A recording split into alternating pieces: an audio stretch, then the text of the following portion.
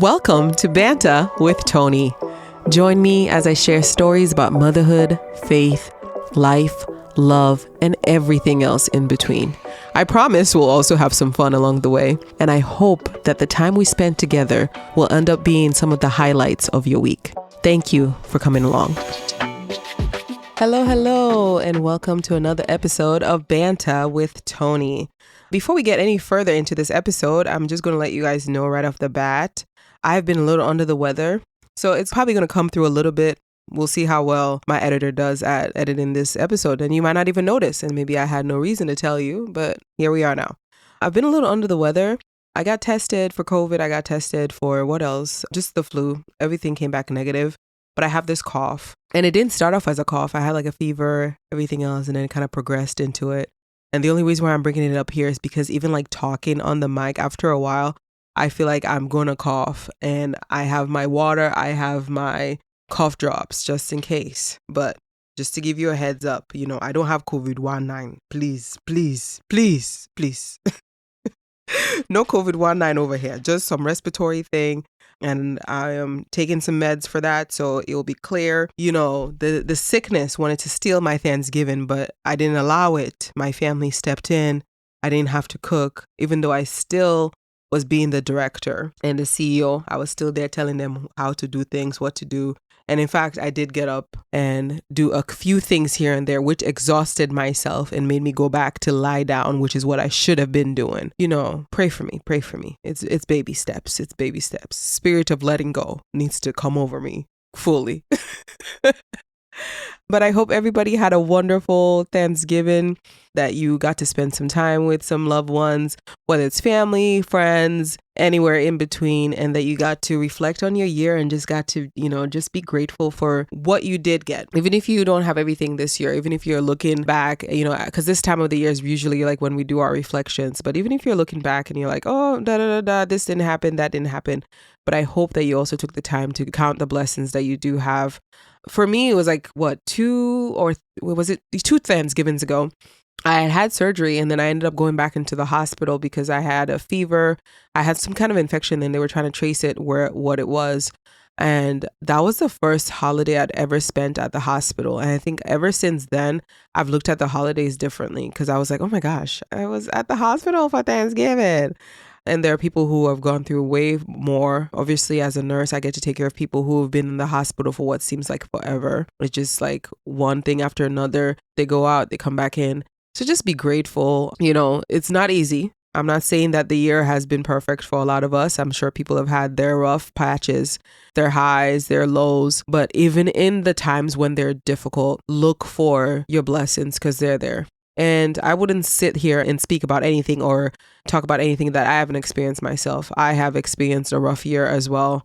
I've had some highs and I've had some lows. And in those moments of the lows, I also have to remind myself to stay grateful, to focus on what I do have, not so much on what I don't have, and to learn my limitations. And, that's the beauty of this faith thing, knowing where I end and where I say, God, it's over to you. You take it and you lead with it. And then I'm just going to just rest, and learning to rest, and learning that when I put things in his hands, I say, okay, it's over to you, that I truly let it be over to him and just let him lead the way. So that's my little spiel there for you as far as with Thanksgiving. I hope everybody stuffed their faces well. This year we actually did a very good job. We usually overcook, over prepare. This year I felt like we prepared just enough. Like we had enough for leftovers for a few days. But I think for the most part, most of the stuff is gone. Maybe we only have some turkey left. And that's because we cut up the breast kind of thin so that the kids can use it for sandwiches and stuff. And I say kids, but I've been having a turkey sandwich every day, because that mug was good. For the first time this year my husband got a pellet grill. So we actually cooked it on the grill this year.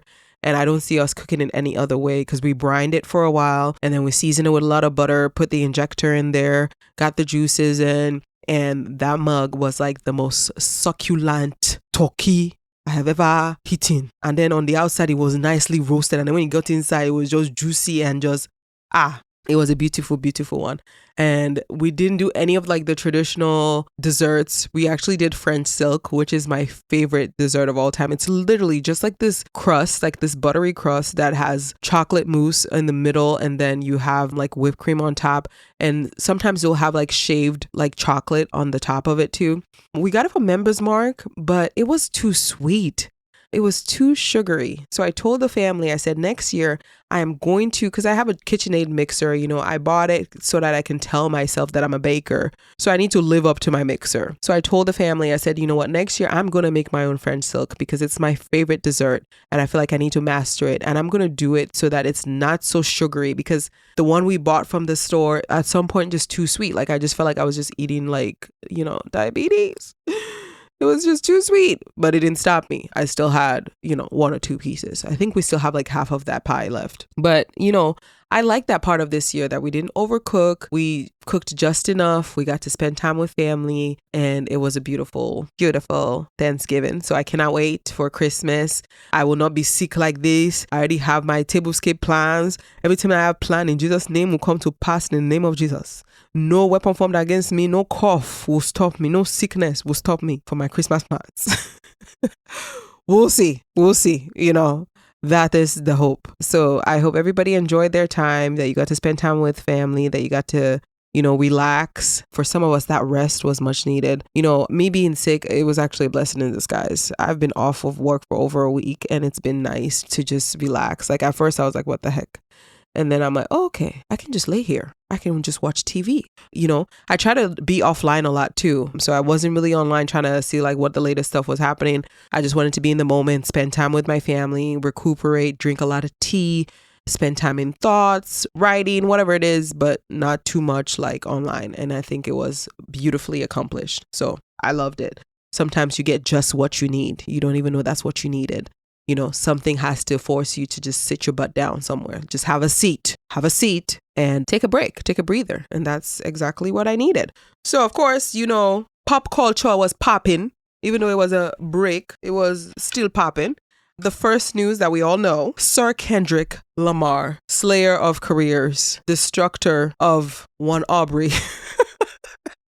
released an album. And it was a wonderful album. And Man at the Garden has had me on a chokehold. Please release me. Man at the Garden has had me on a chokehold. If you haven't listened to the album yet, that song is like his own rendition really of One Mic by Nas. If you're a rap connoisseur, rap music, whatever, you're going to know Nas, you're going to know One Mic. I mean, that was the song that was like on BT's 106 and Park, what felt like 500 weeks. That was one of the songs for us growing up here in the US. So if you know it, you know it. If you don't know it, go listen. And when you listen to Kendrick's Man at the Garden. It was beautiful. It's like affirmations, like the I deserve it all part. Like, yeah, and we do. When I was listening to it, I was just like, yes, everything coming to you. That's good. That's great. So it just felt like when you're reading affirmations to yourself, really. But then at the end, I love the part that he kind of showed, because, you get like this Zen feeling and everything else throughout like the beginning of the song and whatever. And then it builds up, which is the cadence that One Mic follows as well. So at the end now, then he's like, the fact that there are even people out here that can speak to these things, like he just got mad. He got mad at the end. He said what he needed to say. He was trying to be Zen. It reminds me of Real Housewives. Wendy, yeah, he was trying to be Zen Wen, but no, he could not be Zen Wen. He tried. Okay, for 3/4 of the song, he was like, I'm gonna keep it cool. And then he's like, damn it. He's like, forget it. I don't want to stay cool. Like, no, the fact that you can even bring up these names with my name, and I'm just gonna let you know it's just blood to me. I can spill. I like, okay, Kendrick, calm down. But I felt every emotion. The calmness, sometimes that's how it is. We want to be calm. We want the affirmations. We know what we are reading. We know all these good vibration. We want to vibrate higher. We want to be like Michelle Obama. When they go low, we want to go high. But sometimes, you gotta go where they are. You gotta meet them where they are. It's not every time they're going low, you're going up. No. Sometimes you don't gotta go high, So he said, you know what? I can go high, but just so you know, I can also take it down to the trenches, down below. So yeah, that song was beautiful. I think I was reading something today that says that now it's like the biggest rap album debut of the year. Understandably so, because I mean, we didn't even know he was dropping next year. I was like, did Kendrick drop something? Because look, Wizkid dropped an album and I listened to like one freaking song, and that was the song with Ashake, and I added it to my list because I love the song. But my husband was telling me, he's like, he went back to his Yoruba roots. I was like, okay, so I'm like gearing up to listen to the Wizkid album. Then Kendrick come out with album. And I have been listening to Kendrick's album. So I need to go back and listen to Wizkid's album because from what I hear, it's a good effort. He goes back to his roots. There's substance there. So I can't wait. But the Ashake song is really the only song from the Wizkid album that I've heard. And I want to give him a fair shake at my assessment, because usually I'll go through a whole album and then like I'll pick my favorites. Obviously, very few people are ever going to get a listen out of me, and I like every single dang song. Maybe the closest one might have been SZA's album, like where I was like, okay, good. But yeah, most of the time, like I'll probably end up liking like maybe 4 or 5 songs in the whole album. So we'll see. I'm excited for Wizkid's album. I just need to sit down and listen to it, and I want to give it a fair shake. So maybe I'll do it today, like on my way to work, and put that in and just listen. And then before you know it, I'm where I need to be. So in the spirit of Salama, Sir Aubrey has decided that he wanted to go ahead and sue, saying that Not Like Us use bots, they pay to play, yada yada, woo woo. He's calling fraud. He's calling fraud on Not Like Us. He was like, they ain't even really like it like that. You paid them to like that song. Stop playing. They were not vibing with Not Like Us like that. The funniest comment I saw online was somebody said, no, dog, it won the electoral college and the popular vote. I was deceased. I was like, oh my God. I was like, no. Hey, Aubrey. You see, every time this man opens his mouth, he proves everything that Kendrick is saying right. First of all, your friends ain't your friends, because they heard you say that you were going to go ahead and sue and do this thing, and they thought, what a great idea. And then 2, any amount of street cred that you had left, any ounce of it has now gone out the window, because all everybody's going to remember is that you are the one that lost a rap battle that decided to end it with a lawsuit. Like, my dude, come on. Stop it. You could have been in the studio already and have written like a whole dang album like this man did, and you could have just let your album speak for yourself. That's not how we do it. Oh my gosh. The whole song, the Not Like Us, you just proved everything right in one swoop. Like, are you even fighting? Do you even have an opponent at this point? You don't even have an opponent, because it's like, he's probably looking back like, I don't even have to do any work anymore. Like, this dude is digging his own hole, crawling it. I mean, at this point, it's not even fun for him anymore. I'm sure he's probably already moved on, because what? That's why even on his album, he had the Heart Part 6, because he's like, I'm going to take it back, because I don't know what it is that you did there. I worked too hard for these series for me to just hand it over to you with that stuff that you came out with, that you called the Heart Part 6. So I'm going to reclaim it back, and I'm going to talk about what I want to talk about. And that's actually like one of my favorite songs of his too, outside of Man at the Garden, the Heart Part 6, like just talking about, you know, all the people that were there for him, that helped him to get to where he's at. In case you haven't noticed, I've transitioned. I'm talking about Kendrick's album again. But the Heart Part 6, I felt like it was just a beautiful ode to like everybody that helped him along his journey. And you give me R&B and rap collaboration, I'm a sucker for it. So that was just beautiful. I was trying to figure out, I was like, who is it that sang this? And I looked it up and they said it was like SWV sample, and there was somebody else that sang that, but she did such a beautiful job, whoever the artist was. It's a wonderful song. I added it to my playlist for sure, because obviously Man in the Garden, that was number 1. But the Heart Part 6, I loved. The song with SZA, I think it's Luther. Yes, love that one too. I'm trying to think of what else off the top of my head that I added to my playlist, but it's a great listen. GNX by Kendrick. If you haven't listened yet, go ahead and listen. And we are going to listen to the Wizkid album as well. But Aubrey, please stop. Please. And what he's accusing is what everybody does. Everybody knows that the record companies pay like the radio stations to play records. So you're not telling people anything that you yourself at one point in your career you have not done to promote your albums. So why are you all up in arms and mad about it because you feel like somebody else is doing it? Or like, it's just the insults. Like, I heard so many people saying like, okay, fine, we're going to run up the song again so that he knows it's not bots. Like, it's insults to the fan, because you're trying to tell us that there's no way that you guys truly like this song. That's problematic. Dude, did you not watch the July 4th concert where he like performed that song like 5 times? Like, stop it, my dude. Stop it, Aubrey. Stop it. Go find a sweater to put around your shoulder and go sit down. Just leave it alone. Just stop. Okay, at this point, he's buried himself. I don't think there's anything left to say with that whole thing. I think he has put the nail in the coffin. He put himself in the coffin, nailed it, put it down, had one of his friends put some dirt on it. I mean, he buried himself. He buried. He done. That's cooked, as some people would say. He's cooked. Let's see, other pop culture. I thought this was a cute little story. Well, cute because I guess I'm a parent, so I can kind of understand. But there was a story that just kept popping up and all these different outlets picked it up. But it was Cardi B pretty much like threatening her kids. And I just thought it was funny because it kind of like led to like what we talked about 2 episodes ago or the episode before where we were talking about like kids and having the boundaries with the iPads and all that stuff. So she pretty much was threatening her kids, saying that if she did not get good reports when she went to those parent-teacher conferences, that she was going to break the iPads, throw away the phones in the garbage, and pretty much take away all electronics. So she's like, I'm not that kind of mom. I'm not playing. And I think obviously like with Cardi B, like half the stuff, like she's funny, she's hilarious. So I'm sure she only means like half of it. But it's just refreshing to see like her have like that kind of take as, you know, being super involved and wanting obviously the best for her kids. And like, look, y'all ain't gonna have all these electronics because look, if we don't get these grades when I go to these parent-teacher conference, you already know when we were growing up. I don't know about other people, but especially the African household, don't let them go in there and talk nothing else about you. In fact, when they go in there, they'll be like, and why does she only have 98% in the class? Did she miss an assignment that she did not touch? I can't imagine. They actually go to a parent-teacher conference and they're telling you, oh, by the way, Antonia was not listening. Oh, really? So now you are the teacher. Like, oh, so now you know more than the teacher. When the teacher is talking, you are sitting there. Because you two, you can talk. You two, you have mouth. So you two, when they talk one, you talk one. They talk two, you talk two. When are you actually learn? Oh my gosh, I cannot. So Cardi has a little bit, you know, of that fighting mom spirit in her. So I love it. More stories like that. Even like 2 weeks ago, I think there was a story of, I think it was Kim Kardashian and like her son posted something inappropriate in regards to Kamala Harris. That would be a totally different story.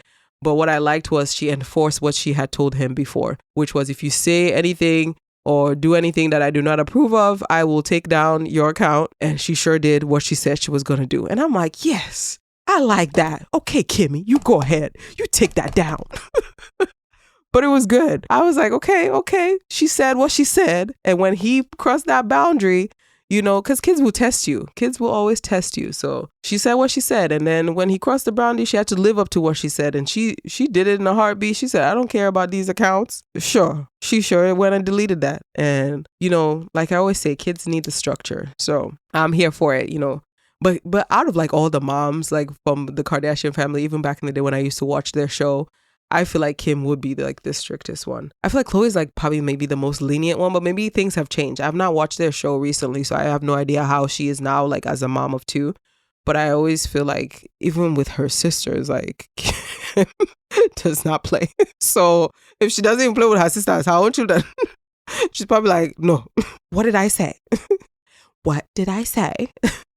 Anyways, funny parenting stories for those of us that can relate to that kind of stuff. Like I said, a lot of craziness on the news. There are certain things that are going on in the news that I will choose not to talk about on my show because I like my peace, because I don't want to be targeted by anybody in any way, shape or form, because I have enough of my own problems. Okay. So everything I talk about here is always going to be light-hearted conversations that are not like too crazy, too deep. Certain subjects, I'm just not going to touch it. And there are other things going on in the news that I've noticed and I've seen, and I have my opinions, but they're going to stay with myself because, again, like I said, I like peace in my life. I'm seeking peace. I am peace. And I will have peace. Okay. And in order for me to do that, there are certain things I will not touch. Okay.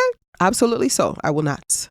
But anyways, I hope that everybody at some point at this stage of our lives that we can all look at where we are, especially given the fact that we're now in the last month of the year. Those of you that are going back home, please have mercy on the rest of us that are not. In 2025, I will not be left behind. Dirty December, I must dirty it. I must rample it. I must over dirty it. But now that Dirty December 2024 is here and I'm not participating, for those of you that are participating, please have mercy on us. Don't overdo it. If you're going, just go and enjoy yourself. There's no need for you to be posting 5,500 videos and pictures for us so that we can be here and be thinking about the fact that we're not back home. Please, please, please respect yourself so that we can respect you. I will still watch your stories. I will still watch. I did not say I will not watch you. I will still watch your stories. I will watch all of them. If you post 500 videos, even as I'm complaining, I will still watch all 500 and I will still like them and I will still enjoy it. That's not the point. The point is have mercy on us. Don't have such a good time. Once in a while, post yourself. 30 December, I lost my purse. If you didn't even lose your purse, make it up. Make up a story for us to feel bad about. So something, I came. The food was not even as best as it needed to be, even though the food was good. Say something. Help us out. Help. Be a team player. Don't be out here. Everything is great. Everything is fine. Once in a while, make up a story. I got robbed last night. You didn't get robbed, but just say it. Oh my gosh. But anyways, it's Dirty December time. It's because of you people that now one ticket to Lagos is costing people $3,000 because of you people. You people cannot shut up your mouth about good thing. Before you guys came along, people used to go back home. People used to go back home every year. Then this new generation decided that they want to discover Dirty December. And not only did they discover it, they discovered it and told their friends. Now people who are not even African are participating in Dirty December. Why? And here we are now. One ticket is costing us $500 million. And like I said, next year I will not be left behind. I already know I'm going. But since this is not next year, this is this year, please respect yourselves. Anyways, I can't wait for all the videos. I can't wait for all the pictures. It's going to be beautiful. So usually this time of year, I'm sure everybody does the same thing. I'm not saying anything prolific here. It's a time for reflection. So really, this episode, I just wanted us to just kind of talk about celebrating our wins. That's the first thing. The lessons that we've learned, right? Having gratitude and grace. So kind of like what I talked about Thanksgiving, finding that blessing no matter what is going on. So having that. And I think the last thing is looking ahead. It's the last month of the year. We're wrapping things up. Before you know it, New Year's is going to be here. So this is kind of just what I wanted us collectively to be doing this month. So the first thing is celebrating your wins, right? For us as moms, I think sometimes we don't see the little wins. We only will see the big ones. And so if you don't accomplish the big things that are on, you think, oh my gosh, what did I win at this year? But my dear, showing up for your family, that's a win. Think about how many meals you cooked this year. Think about how your family did not have to go without. They had everything that they needed. You were there. You did all the laundry. You cooked the meals. You showed up to activities and sports when they needed to depend on you, when they forgot about a friend's birthday and you had to go last minute and get a gift. All the little ways that you have shown up as mom and been that superhero to your family, that is a win. And don't forget that. And like I said, a lot of these things that I'm sharing is for, you guys, my audience, but I can also relate because I've been there too. Because sometimes you're looking at everything. For me, one of the things I should have had done this year was to be done with school, but I had to adjust my schedule so many times. There were times when I had to stop taking classes. So I'm not achieving that goal this year. I'm still on my way to achieving it, but it's not going to be done this year. But it doesn't mean that I haven't accomplished other things for me to feel great and grateful for how far I've come. So it's looking for those little wins. Sometimes your win will not look the way that you want it to look. So maybe you wanted to start a business and you were not able to start it. Or maybe you have a business, but certain things in your business is not the way that you want it to be. But think about all the other times, when you showed up for your friends, when they needed you, when you showed up for strangers, when they didn't even know, who you were or how you were, going to be there for them, but you did. Think about all the little things. And if you feel oh my gosh, I haven't done this and I haven't done that, focus more on your wins. Focus more on the personal things. If you have even grown this year as a person, that's a win. Like I said, I know there are certain things I didn't accomplish this year. I know I'm going a little off tangent here, but I just have to say it. A lot of times I'll bring up my husband in conversation, but it's not because I'm one of those girls who's just bragging all the time. It's literally because he's my best friend. He's the person that I hang out with. We joke around. We have our this and that, but he's there with me in a lot of things because rightfully so. I'm sharing a life with him. So it's not because I want to bring him up every 2 minutes. That is not the case. But anyways, back to celebrating your wins, celebrating the little things that you are able to accomplish. I was able to make a joke about something that in the past would have been something that would be traumatic for me, but I would have probably cried. But instead I made a joke and he just was you know what? that's a sign that you've healed a lot. And I was like, you know what? You're right. Like the fact that I can joke about that, that means I've healed in that way. So for me, a win this year is being able to talk about certain things that have been traumatic for me, but I'm able to like be on the other side of it and joke about it and laugh about it. And I think that's just a sign of how far I have come in my healing. So my healing this year for me has been a win. Healing from hurts in the past, letting go of certain things, and being brave enough to, sometimes even give people a chance in a way that I've been hurt in the past. So I'm just saying for you, take this time to acknowledge the things in your life that it's been a win, and maybe you won in the ways that you anticipated. Maybe there are goals you set for yourself this year and you did accomplish them. That's great. But just in case there are goals that you have set, you have not accomplished them, you have not met them, all you have to do is just take a moment to actually see other things that you were able to do. And that goal that you have, maybe it's just going to be a multi-year goal. Like for me, I know for sure my aim is to crush the goals that I didn't meet this year and next year. So I know it's going to happen. That's what I will encourage you as well. For you to kind of reflect, what are some of the moments for you this year that you're proud of? How are the ways that you have shown up for yourself? How are the ways that you have shown up for your family and for your friends? And how do you balance all these things? And just start listing and you'll be amazed at all the things that you have done. Like the way we're tuned sometimes as human beings is that we don't see those little things, the mundane things, the everyday things. It's easy for us to take it for granted and focus on the one big thing that you didn't get to accomplish, or maybe a few things that you didn't get to do, and then you miss all these other things that you did. So it's been a hard lesson for me. And I'm hoping that I can help anybody out there that struggles with that, like for you to find your wins, because I promise you they are there.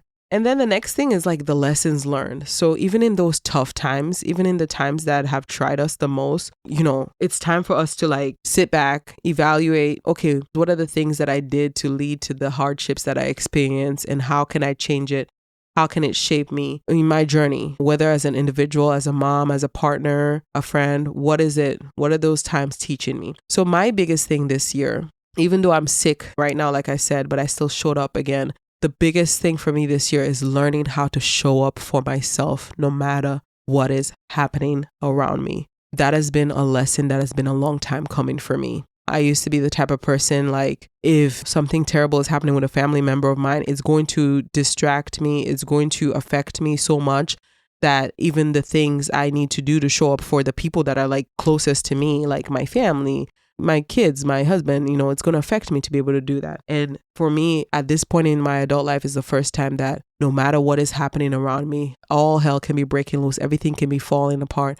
And I will have my moment where I need to regroup and get back together. But I'm learning the art of I got to keep moving. I got to keep going. I got to keep showing up for my family. I got to keep showing up for myself. And that took me a long time to learn that lesson. I think it's because I'm such a person, I feel emotions so deeply that things will just happen. And I just have the type of life where it's something's always going on. And so having to learn how to compartmentalize, carry the things that are meant for me to carry, but don't carry everything, because I didn't create every problem. So I don't need to carry every problem because it's not mine to carry in the first place. Learning that, right? Again, that's probably a byproduct of me going to therapy, but just learning how to let go, show up regardless, no matter what is happening, showing up. That has been the biggest thing. Just show up. Good, bad, indifferent, other, just show up. That has been the biggest lesson for me this year. And when I had to look back at certain times when I didn't accomplish certain things, or things didn't pan out for me the way I wanted them to, one of the hard lessons of honesty that I needed to have with myself was, okay, it's not because life was easy. It was hard, but I stopped showing up. I stopped doing the work. I stopped being there for myself, showing up for myself, showing up for those around me. I stopped. And so for me now, it's learning that no matter what is happening, no matter what is going on, it doesn't mean I block things out. It doesn't mean I don't feel my emotions. I still do. But knowing when to feel it, when to leave it alone, when to walk away, because guess what? I still need to be there for my family. I still need to be there for my loved ones.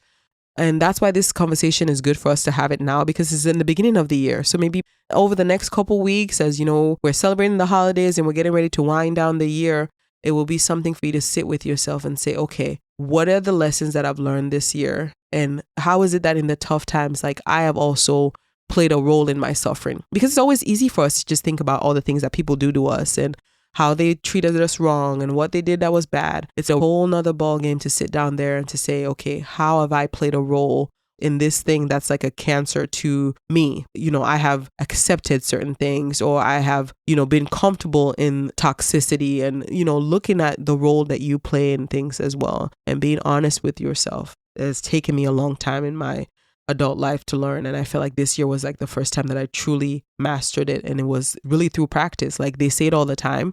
You're not going to learn certain things if you don't put them into practice. This is one of them. Like that showing up part, if that's the same thing for you, where you're like, man, things just happen to me. And when they happen, it pushes me back, that I'm not able to be present. I'm not able to be there for the ones I love and everything else. If that's the same thing for you, it just takes practice. Find that thing. Like maybe for you, it might be studying. You're thinking, man, I've been trying to get my degree. I've been trying to get my bachelor's degree for what seems like 10 years. But every time I try to study in class, something is happening. And guess what? Things are going to keep happening. So what you have to tell yourself is, okay, how is it that when things happen, I can still feel them, I can still be there for my loved ones, but I still have to make sure I put my priority first, that I'm going to get this thing done because that's the goal I have set for myself. And how am I going to keep on showing up? And that's why this time is so important. So I ask you, what was your hardest lesson that you have learned this year?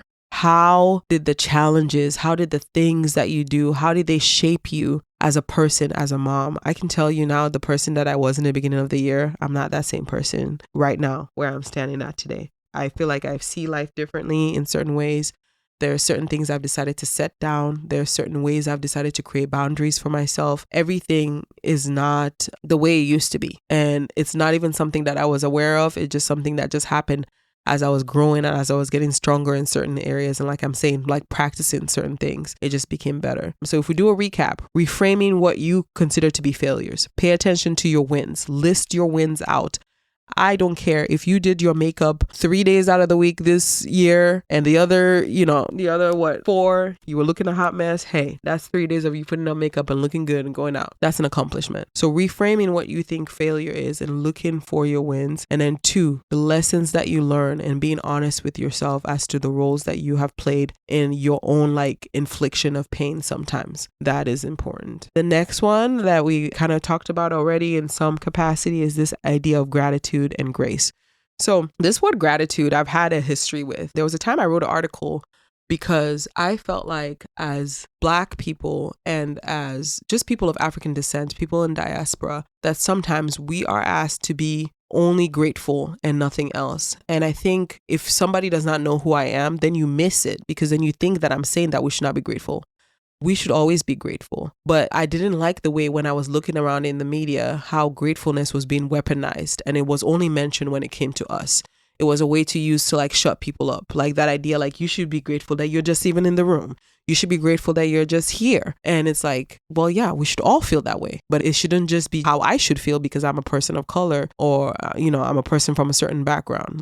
No. Everybody should have gratitude. If you're John Smith, you should have gratitude. If you're Taiwo Smith, you should have gratitude. We all should have gratitude. So we're not just going to say it's just one person, because it's another way of the subjugation of people, right? Just saying that only a group of people, you should always just be grateful. You should just be even grateful you're invited. And well, yeah, you should be grateful you're invited too. We should all be grateful. You should not think that it should be given to you. And if we're all on that same page, then we know what we're talking about here. So for me, whenever I see the word gratitude being used, whether it's online or whatever, sometimes I get weary of it because I'm aware of the fact that sometimes it's a double-edged sword. Sometimes it's another tool of manipulation that is used to suppress a group of people because it's telling them they have no choice but to experience only that one emotion. And then it shows up in so many ways. When I wrote that article, I wish I had saved it when I had written it at the time. And writing is one of those things I will get back to next year in 2025. But that was the battle I was fighting there with that. I feel like true gratitude for something or for someone, it's sometimes even in the most mundane things, right? I'm grateful for you. The way I know I'm grateful for you, your relationship that you have with me or the space that you hold in my life, is that sometimes I pray for you. It's such a personal thing, right? Sometimes you come to my head. I don't know how many times, it's even been times when it's not even somebody that I'm even talking to anymore, or we're not in good terms or something, but they come to my spirit and I'm you know what? Let me pray for that person. It came to my mind for a reason. So I'm going to pray about it. it. Like, I'm grateful for your relationship. I'm grateful for your connection.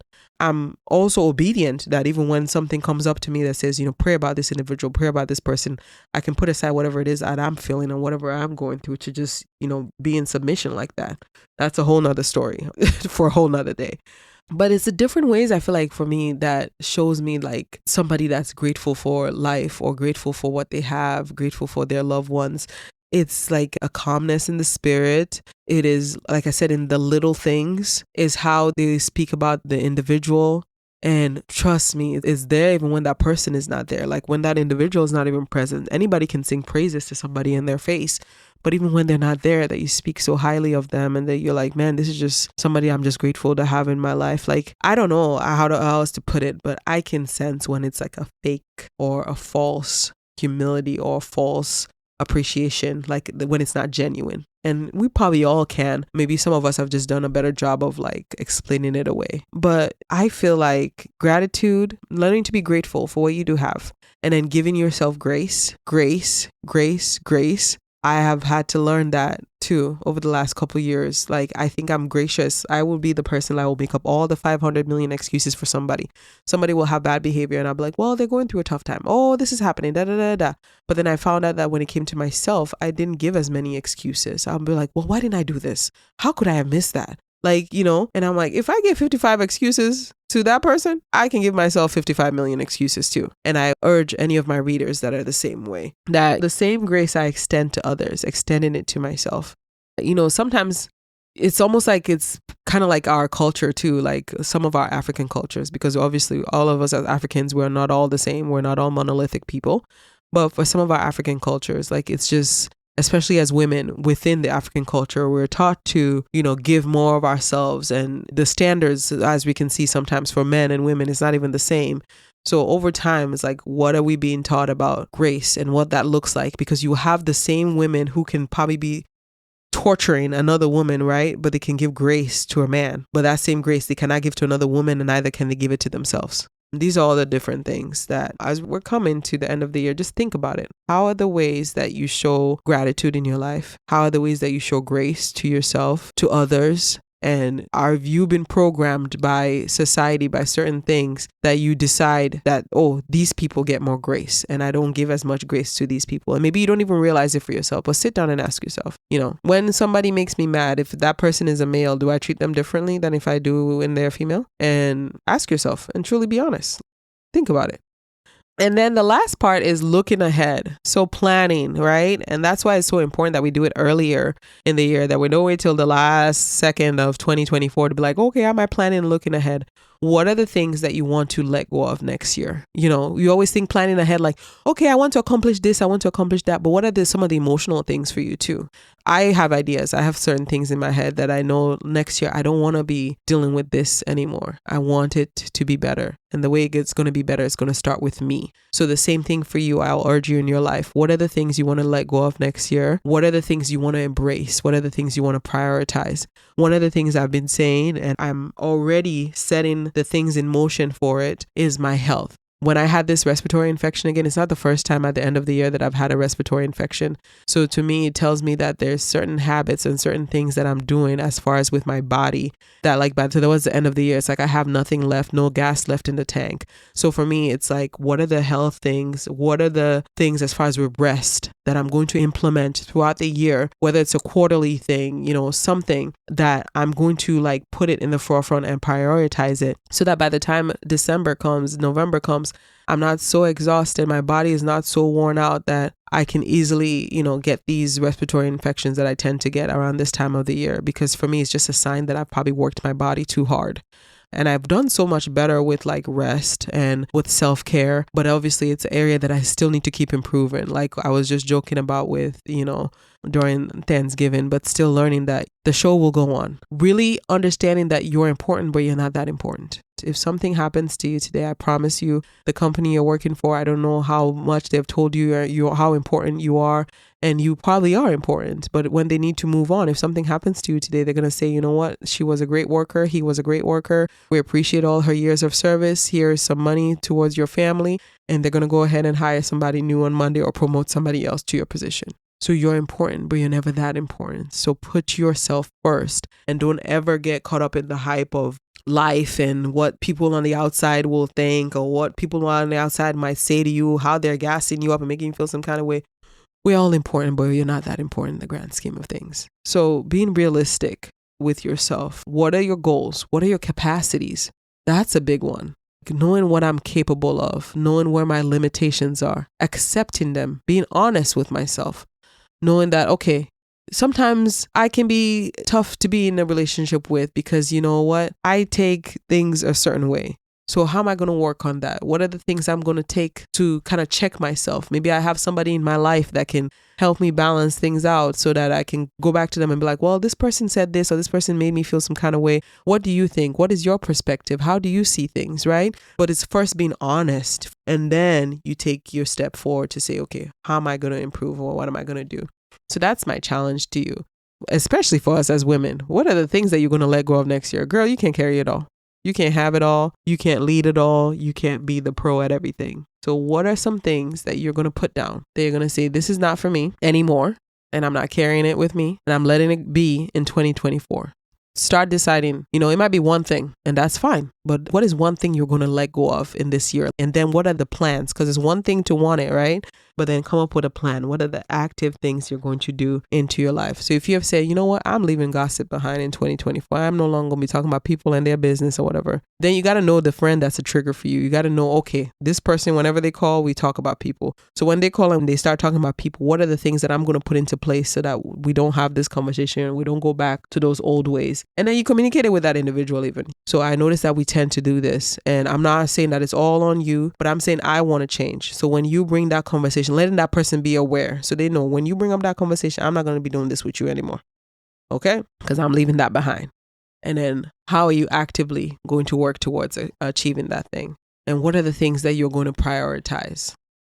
For us as women, sometimes it might be a couple things, but like I said, for me, it's health. But for you, maybe it's something else. So you sit in your quiet moment and decide those things. And I think we will be off to a great 2025 because we're not going to wait till December 31st to do this. We're going to do it now in the beginning of December as the month is starting, as we're getting to go towards the end of the year so that we're ready, so that we can, have a vision board for next year, that we have some of these things on there and we've already thought about it and we already have a plan.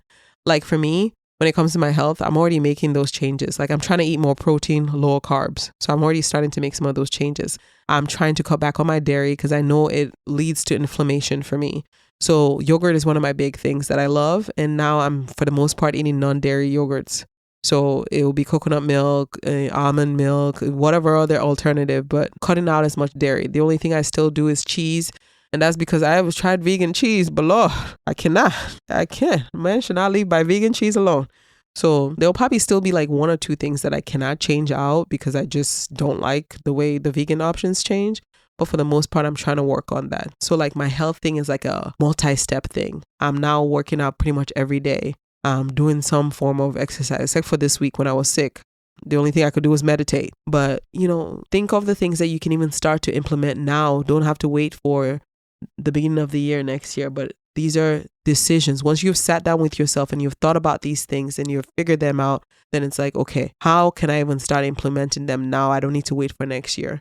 But I want you guys to remember you've done a lot this year. You've accomplished a lot this year. Your kids, you raised kids to see another year. That's a blessing. That is a beautiful thing. Some of you guys even give birth to children this year. That is a win. That is a blessing. You gave birth to kids. Your journey of, becoming a mother has not been easy, but you did it. So there's so much for us to remember as moms of what this year has brought for us. You are strong. You're loved. Your life is lovely. Remember that, because my handle on my other account is, again, remember, lovely Toni. But your life is still lovely.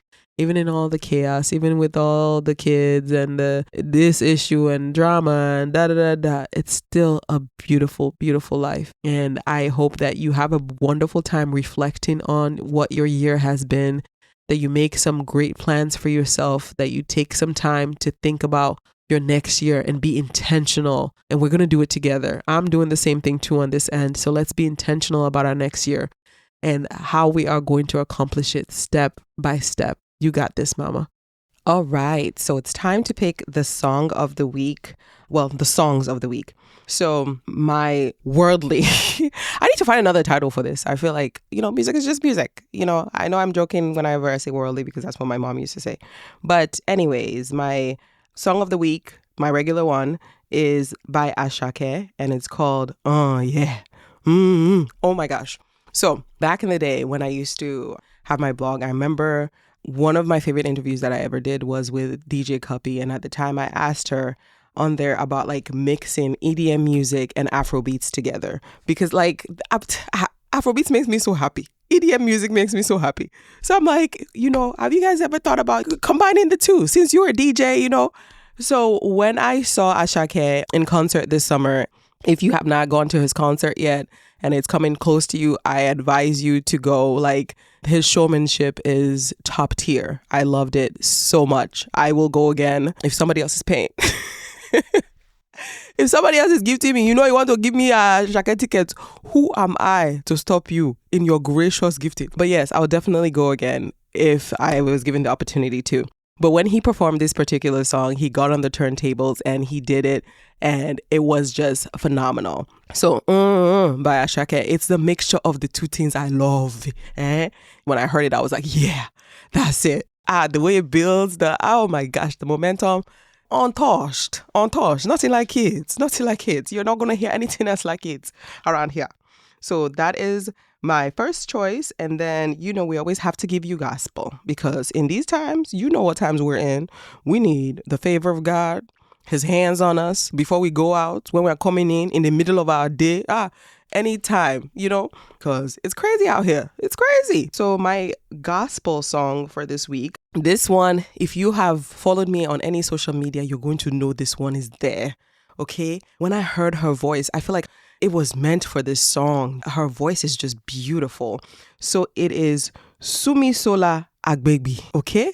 And the song is Bola, which I guess translates to honor. I'm not sure if it's Yoruba because I have a Yoruba friend. When he came, he said he loves this song too, but he said he could not understand it. So I don't know if it's like a sub-dialect of the Yoruba language. If somebody that's out there that actually knows what she's saying in the song or knows if it is truly like Yoruba, but maybe just she was using certain words that he was not familiar with, but he said he did not know it.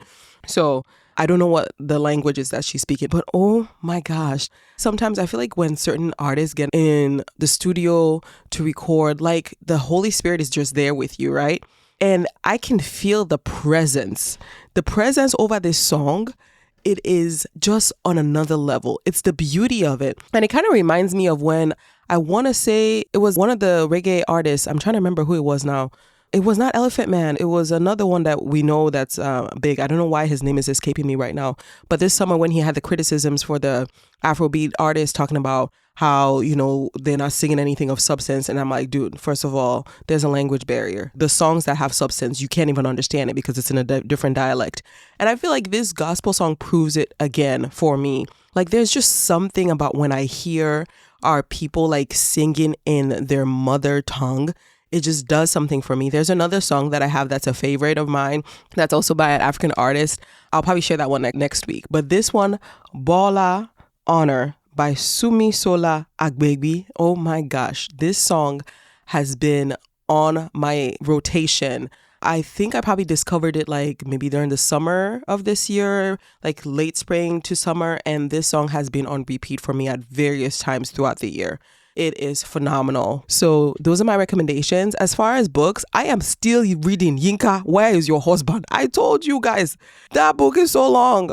That book is long. And have I made any progress from last time when I recorded? No. Because, I'm listening. Like I said, Kendrick's album is there arresting me. And then Christmas music is arresting me. And I still have to listen to Wizkid album. So Yinka, Where's Your Husband? Is still the book. And it's probably going to be the book riding me out to the end of the year. But if you have any recommendations, anything you want me to read or whatever, message me, send me a DM. I am definitely going to start making my list for next year. There are certain books that I know I want to put on there to be able to read. So those are my recommendations for the week. I hope you guys are going to have a lovely, lovely week. Enjoy this episode. I am looking forward to recording the next one. I'll probably do another recording here before I get going with my weekend. But I hope you guys have a wonderful, wonderful week. Welcome to a new month. And I will catch you guys on the next one. Bye, guys.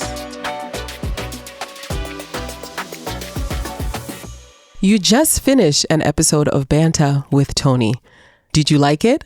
I hope you had a great time and that you have some takeaways from this episode. But before you go, I want to ask you one thing, and that is to share this episode or this entire podcast with a friend, family member, or acquaintance. Because remember, when you have something good, you need to talk about it. You need to share it and you need to shout it from the rooftops. So go on and let people know in your life that you have this wonderful podcast that you would like to share with them. I appreciate you. I appreciate your time, your support, and everything else in between. And remember, if you do it, I have to talk about it. Have a great week.